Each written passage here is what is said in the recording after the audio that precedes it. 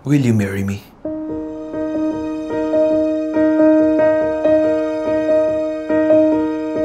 Ito kasi yung araw na pinangako ko kay tatay.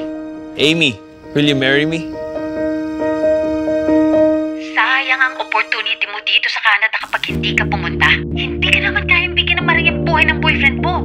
Gumagawa ka ng plano without telling me? Gusto ko pang mas makita ang mundo. Gusto mong makita ang mundo nang wala ako? Kahit wala ka.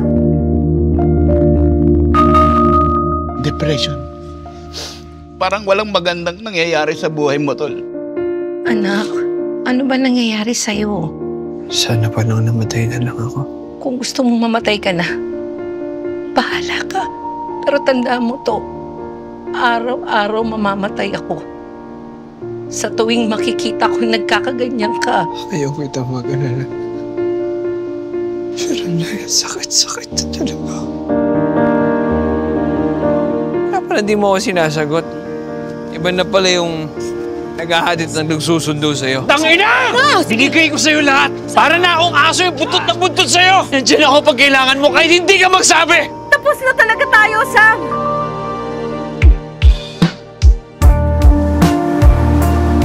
Sam, wag! Paano mo ako matutulungan? Gagawa ka ng Lucky 9 ways to move on. Kung sakali lang magiging tayongan, di ka masasaktan.